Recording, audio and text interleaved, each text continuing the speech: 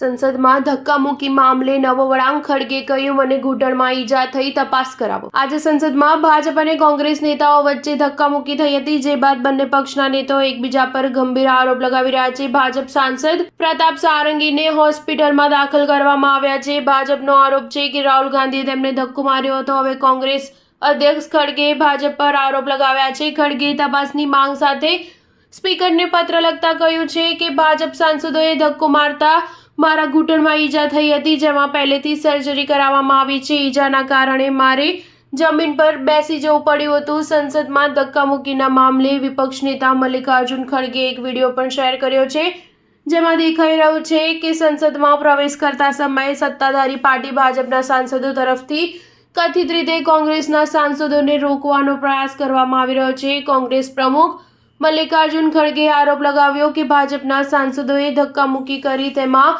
મારા ટીચરમાં ઈજા થઈ છે. આ સંબંધિત ખડગેએ લોકસભા અધ્યક્ષ ઓમ બિરલાને પત્ર લખ્યો છે. નોંધનીય છે કે સંસદમાં ગુરુવારે હોબાળો થતાં વાતાવરણ ગરમાયું છે. વિપક્ષના નેતા રાહુલ ગાંધી પર ભાજપના સાંસદ પ્રતાપચંદ્ર સારંગીને ધક્કો મારી પાડી દેવાનો આરોપ લગાવવામાં આવ્યો છે. જો કે રાહુલે સ્પષ્ટતા કરી હતી કે અમે અંદર જતા અટકાવવામાં આવ્યા હતા અને ત્યાં ધક્કામુક્કી થઈ હતી. રાહુલે ભાજપના સાંસદો પર પ્રવેશ દ્વાર પર રોકવાનો આરોપ લગાવ્યો છે. રાહુલે કહ્યું કે ભાજપના સાંસદો મને ધક્કો મારી રહ્યા હતા અને ધમકી આપી રહ્યા હતા. અમે લોકો સીડી પર ઊભા હતા. કેમેરામાં બધું કેદ છે. ખડગેજી સાથે પણ ધક્કામુક્કી કરવામાં આવી. જો કે અમને ધક્કામુક્કીથી કંઈ નથી થયું.